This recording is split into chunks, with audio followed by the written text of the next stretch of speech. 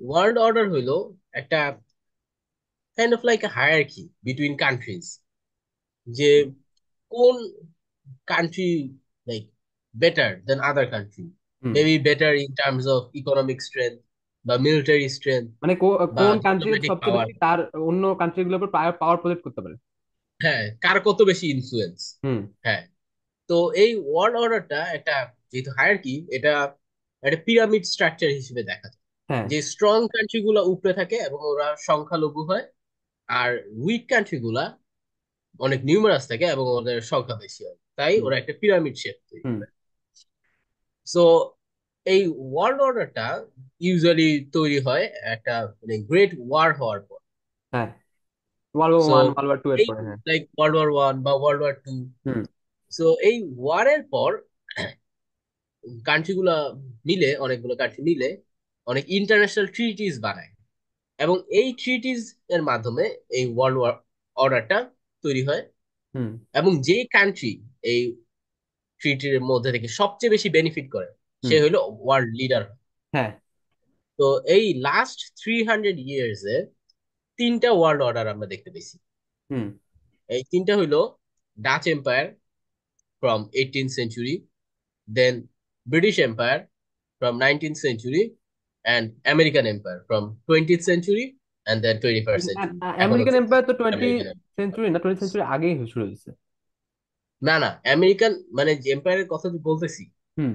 এইটা মানে শুরু হয়েছে আরো আগে, হুম। বাট ওরা মানে পাওয়ারে আসছে, ওয়ার্ল্ড লিডার হয়েছে কখন থেকে, ওয়ার্ল্ড ওয়ার 2 এর পর থেকে। হুম। ওয়ার্ল্ড ওয়ার 2 তে ওরা নাইনটিন ওদের মানে সেঞ্চুরির মাঝামাঝির স্ট্রেংথটা দিকে, দেখাই। শুরুর দিকে আর হুম কি। হুম। 19th সেঞ্চুরির মাঝামাঝির দিকে, মানে ব্রিটিশ এম্পায়ার কলাপস করার পর পরই আর কি। হ্যাঁ, ব্রিটিশ হ্যাঁ। এম্পায়ার ক্রস করার পর এবং ওয়ার্ল্ড ওয়ার 2টা হ্যাঁ। হ্যাঁ। এইটার শেষ হওয়ার পরেই, হ্যাঁ। যে তো মানে আমরা আজকে, আমেরিকা তখন দেখাইতে পারছে যে ওরা কতটা ক্যাপাবল এই ওয়ার্ল্ড হ্যাঁ, ওয়ার 2 তে। তো আমরা দেন আজকে কথা দে আমরা বিকাম দ্য আজকে ওয়ার্ল্ড লিডার। আমরা আজকে তোর হচ্ছে কথা বলতে চাচ্ছিলাম যে মানে এই এম্পায়ার গুলা কেন হচ্ছে ক্রিয়েটেড হয় আর কেনই বা মানে কলাপস করে। তো হুম, এক্স্যাক্টলি। এটা এটা এটা হচ্ছে এটা ব্যাখ্যা করার জন্য সবচেয়ে বেস্ট যদি হচ্ছে কোনো এক্সপ্লেনেশন কেউ বের করতে পারে, সেটা আমার ধারণা সবচেয়ে বেশি বেস্ট হচ্ছে তো রে ডালিওর ওই যে the principle of rise and fall of empire, এই বইটার থ্রুতে আমরা হচ্ছে জানতে পারি। তো সে কি সে বেসিক্যালি হচ্ছে পুরো এম্পায়ারের এম্পায়ার, সে বলছে কোনো এম্পায়ার একটা মানুষের মতো, যার একটা লাইফ সাইকেল আছে, সে জন্ম থেকে মিডল পিরিয়ডে যায়, তারপর তার ডেথ হয়ে যায় এন্ড। হুম হুম। তো সে এক্স্যাক্টলি। এই পুরো লাইফ সাইকেলটাকে তিনটা পার্টে সে ডিভাইড করছে। প্রথম পার্টের মধ্যে আমরা হচ্ছে দেখতে পারি যে রাইস পিরিয়ড। রাইস পিরিয়ডটা বেসিক্যালি একটা সময় শুরু হয় যখন হচ্ছে মানে আরেকটা এম্পায়ার ওই জায়গায় কলাপস করে। তারপর হচ্ছে একটা পিরিয়ড অফ পিস থাকে, মানে শান্তি, পিস থাকে।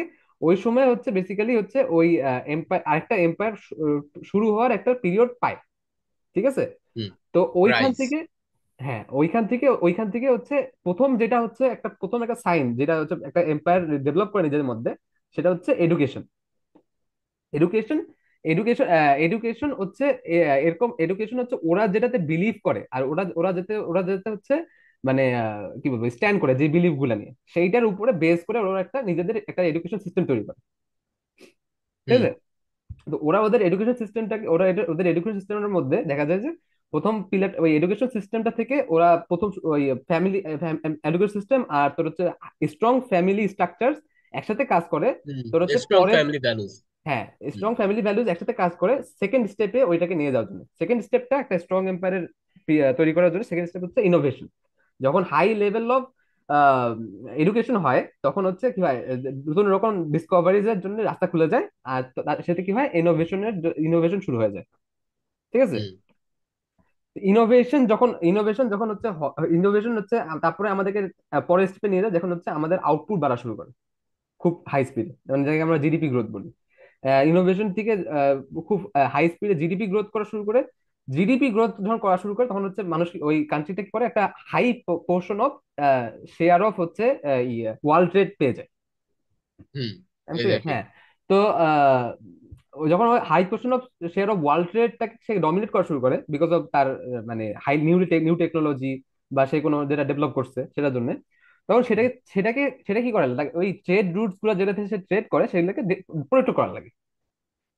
সেটাকে প্রোটেক্ট করার লাগে কারণ অন্য হয়তো বা ফরেন পাওয়ার অন্য ওই সময় আচ্ছা, এরকম এটা এটা একটা খুব ইম্পর্টেন্ট বিষয় যে একটা সময় একটা এম্পায়ার, একটা হয়তো এম্পায়ার থাকে, কিন্তু ওয়ার্ল্ড হুম। অর্ডারটা কিন্তু মাল্টিপল থাকতে পারে। মানে একটা, বুঝলাম না, আরেকবার বল। মানে মনে কর তোর হচ্ছে হয়তো বা এরকম না যে তোর হচ্ছে মানে একটা মানে একটা এম্পায়ার একসময় আছে, মানে সেই শুধু একটা ওয়ার্ল্ড অর্ডারে পুরোপুরি হচ্ছে কন্ট্রোল করে। কন্ট্রোল করে না, হ্যাঁ, অফকোর্স না। মাল্টিপল অনেকগুলো পাওয়ার্স, তো কন্ট্রিবিউটেড। মাল্টিপল পাওয়ার্স আছে, কিন্তু ও এনাফ পাওয়ার না যে ওকে হচ্ছে ওই মানে ওই মানে অপোজিশন, যেরকম একটা পার্লামেন্টের মধ্যে অপোজিশন, একটা অপোজিশন তো অবশ্যই থাকে, কিন্তু অপোজিশন হুম। এনাফ পাওয়ার থাকে নাই অবশ্যই যে তোর হচ্ছে যে প্রেসিডেন্ট হচ্ছে তাকে ওভারথ্রো তাহলে করা। অপোজিশন দ্য মেন পার্টি হয়ে যাবে। হ্যাঁ, হুম। তো ওটাই আর কি। তা ওই অপোজিশন, অপোজিট যে পার্টিস গুলো সেগুলো থেকে ওই কান্ট্রিটাকে, যে এখন ওয়ার্ল্ডে ডমিনেট পাওয়ার, তাকে হচ্ছে তার ট্রেড রুট গুলোকে প্রোটেক্ট করা লাগে। ঠিক আছে। হুম। তো আমরা কি দেখলাম যে আউটপুট যখন বাড়লো তখন এক্সপোর্টস বাড়লো, এক্সপোর্টস বাড়লে হচ্ছে এক্সপোর্টস এর percentage of the world, world GDP সেটাও বাড়লো। তারপর ওটা হুম। যখন বাড়লো তখন হচ্ছে ওকে প্রোটেক্ট করার জন্য ওর আর্মি বেসেস তৈরি করা লাগলো, আর্মি হচ্ছে তৈরি আরো স্ট্রং করা লাগলো। আমরা হচ্ছে আসলাম তখন যে, ওর মিলিটারি পাওয়ার অনেক বাড়লো। হ্যাঁ, ইয়া। তারপর আরো একটা যেটা বড় সিম্বল দেখা যায় যখন হচ্ছে ওই ওর যখন হচ্ছে এক্সপোর্ট বাড়া শুরু করে, তখন ও কি করা শুরু করে যে ওর দেশের মধ্যে সবচেয়ে স্ট্রংগেস্ট ফাইন্যান্সিয়াল ইনস্টিটিউটস গুলাকে ডেভেলপ করা শুরু করে ও দেশের মধ্যে। যখন হুম। আমরা দেখি, যেরকম দেখি যে ইংল্যান্ডের মধ্যে লন্ডন একসময় অনেক বড় ফাইন্যান্সিয়াল একটা ইনস্টিটিউট হাব ছিল, যেখানে সব ফাইন্যান্সিয়াল ইনস্টিটিউটসরা, হুম। ব্যাংকসরা ওখানেই হচ্ছে থাকতো, এখনো তারপরে আছে। ডাচদের যখন মানে এম্পায়ার ছিল, ডাচরা যখন ওয়ার্ল্ড লিডার ছিল, হ্যাঁ, তখন আমস্টারডাম হ্যাঁ, বা আমস্টারডাম, অ্যামস্টারডাম, হ্যাঁ। এখন আমস্টারডাম যেরকম, তখন মানে ওয়ার্ল্ডের ফাইন্যান্সিয়াল সেন্টার বলা যেত হ্যাঁ, এখন আমস্টারডাম। যেরকম হচ্ছে তোমার যে নিউ ইয়র্ক। নিউ ইয়ে, ইয়র্ক, আমেরিকার। New York, American hmm. New York. কিন্তু একই সময় কিন্তু সাংহাইও কম কম স্পিডে গ্রো করতেছে না, সাংহাইও তোর হচ্ছে অনেক এখন একটা বড় ফাইন্যান্সিয়াল হাবের মতো তৈরি হতেছে। ঠিক আছে। তো সাংহাই, তারপরে হংকং, হ্যাঁ, এটাও। হংকং, বাট তোকে আমি বলতেছি যে অপোজিশন, অপোজিট যে ফোর্সেস গুলো সেটার মধ্যেও একটা এনাফ পাওয়ার থাকে। ঠিক আছে। হ্যাঁ, এক্স্যাক্টলি। তো এটার যেটা লাস্ট রাইজ পিরিয়ডের যেটা লাস্ট স্টেজ, সেটা হচ্ছে মানে আমরা বুঝি যে সব এম্পায়ার তার হাইয়েস্ট রাইজ পিরিয়ডে পৌঁছে গেছে, তখন হচ্ছে সেইটা স্টেজটা হচ্ছে তার নিজস্ব কারেন্সি, মানে তোর তোর হচ্ছে হ্যাঁ, নিজস্ব ওর কারেন্সি, না কারেন্সি কারেন্সি এত ঠিক না মানে, পাওয়ারফুল হবে যে reserve currency of the world হয়ে যাবে। হ্যাঁ, নিজস্ব রিজার্ভ কারেন্সি অফ যেরকম দা এখন ওয়ার্ল্ড। ডলার আছে। হুম। হুম। তো এইটা থেকে আমরা যাই হচ্ছে তোর হচ্ছে পিক পিরিয়ডে, যেটা হচ্ছে মিড মিড পিরিয়ডটা। ঠিক হুম। আছে। তো ভাই তুই না না, রিজার্ভ কারেন্সি নিয়ে আরেকটু বল। কারণ ও হ্যাঁ। এই যে রিজার্ভ কারেন্সি হয় ওয়ার্ল্ডে, হুম। তখন মানে সারা দুনিয়ার মানুষ হুম। এই কারেন্সিতে ইনভেস্ট করা শুরু করে। হ্যাঁ। এবং মানে এই ওয়ার্ল্ড লিডার যে, তার উপরে ইনভেস্ট করা শুরু করে। হ্যাঁ, সো সে প্রচুর এটাতে পরিমাণে এটাতে লোন একটা বড় পাইতো। অ্যাডভান্টেজ যেটা হচ্ছে যে মানে ওই কারেন্সি, যত পরিমাণে কারেন্সি নিজস্ব যদি আমরা ইকোনমিক্স দিক করি, সেটা হচ্ছে যে কারেন্সি কিছুই না, একটা ডেট, একটা আইওইউ, হুম। আইওইউ। ঠিক আছে, আমি হুম। ও করি তোমাকে। তো হচ্ছে হ্যাঁ। একটা আইওইউ বন্ড টাইপের। ঠিক আছে। হুম। কারেন্সি কিছুই না, কারেন্সি নিজস্ব কোনো, কারেন্সি যখন থেকে গোল্ড স্ট্যান্ডার্ড থেকে বের হয়ে গেছে তখন নিজস্ব কোনো ভ্যালু রাখে না। তো তখন হচ্ছে এটা একটা আইওইউ বন্ড টাইপের হয়ে গেছে। তো সরি। আইওইউ বন্ডটা কি, মানে সবাই কি করে যখন হচ্ছে দেখে যে এই এম্পায়ারের ফাইন্যান্সিয়াল হাব গুলা সেফ, তখন সে কি করে সব ওই কারেন্সিতে কি করে নিজেদের ডেটটাকে, মানে নিজেদের অ্যাসেটস, নিজেদের ডেট, নিজেদের সবকিছুকে ওই কারেন্সিতে সেভ করার চেষ্টা করে। এইটাতে হুম। কি হয়, একটা হাই অ্যাডভান্টেজ পেয়ে যায়। আম, সে হচ্ছে নিজেদের নিজেদের মানি প্রিন্টের থ্রুতে নিজেদের গ্রোথটাকে বাড়ায় ফেলা। কারণ হচ্ছে কারণ ও যদি মানি প্রিন্টও করে, দেয়ার ইজ এনাফ ডিমান্ড দেশে, পৃথিবীর মধ্যে ওই হ্যাঁ, কারেন্সিটাকে যে বাড়ি ব্যাক করার ডাইলুটেড জন্য। হয়ে যাবে সব ডলার হ্যাঁ, গুলা। তো ইয়া। এইটা হচ্ছে একটা হিউজ অ্যাডভান্টেজ দেয় ওকে, কিন্তু এইটা একটা অ্যাডভান্টেজের, অ্যাডভান্টেজ হওয়ার পরে এটা একটা কার্স টাইপের। কারণ লং রানে এটাই হচ্ছে ওর ডাউনফলের একটা কারণ হয়ে যায়, যেটা আমরা পরে জানতে পারবো আর কি। তো ভাই তুই হ্যাঁ, তারপরে স্টেজটা তুই একটু দেখা কর। কোনটার কথা বলবো? সেকেন্ড সেকেন্ড স্টেজটা আর কি, মিড মিড পিরিয়ডটা। পিক পিরিয়ডটা। হ্যাঁ। তো এই যে রাইস পিরিয়ডটা হওয়ার সময় ওরা যে এত লোন পায় আর এত মানি প্রিন্টিং শুরু করে, হুম। তখন ওদের মানে কলাপস করার লাইক বিগিনিং পিরিয়ডটা শুরু হয়ে যায়। হ্যাঁ। এখন এটা, কিন্তু ওরা পিকে আছে, রাইজের পরে পিকে আসছে, বাট যখনই ওরা পিকে আসছে, তখনই ওদের মানে ফল করার সিডস অলরেডি পোদা হয়ে গেছে। এখন হ্যাঁ, মানে ওদের ফল অলমোস্ট লাইক ইনএভিটেবল হয়ে গেছে। ফল, তো হ্যাঁ, ফল এটার ইনভিটেবল রিজন হয়েছে, হইলো, মানে ওদের স্ট্যাগনেন্ট হওয়া শুরু করছে ওদের সবকিছু, ওদের পাওয়ার, মিলিটারি পাওয়ার হ্যাঁ, হোক, ইকোনমি হোক, দ্য সবকিছু। Reason behind this is because ওরা রাইজ এত মানি প্রিন্ট করার পর ওরা একটা ফাইন্যান্সিয়াল বাবেলে চলে গেছে। হুম। তো এই পিক পিরিয়ডে ওরা এই ফাইন্যান্সিয়াল বাবলের মধ্যে আছে, ওরা আরো ইনভেস্ট করতেছে, ওরা ফাইন্যান্সিয়াল মনে বাবলটা আসলে কি করতেছে বলতো তুই? একটু এক্সপ্লেন হ্যাঁ, করে দাও। সবার জন্য ফাইন্যান্সিয়াল বাবলটা জিনিসটা কি সেটা একটু এক্সপ্লেন করি। ফাইন্যান্সিয়াল বাবল জিনিসটা কি? ফাইন্যান্সিয়াল বাবলটা আমি এক্সপ্লেন বলতে করি। পারতেছি ফাইন্যান্সিয়াল বাবলটা হচ্ছে যে একটা একটা দেশ প্রত্যেকটা জিনিসে হচ্ছে একটা মানে মানি প্রিন্ট করার একটা লিমিট থাকে, ঠিক আছে?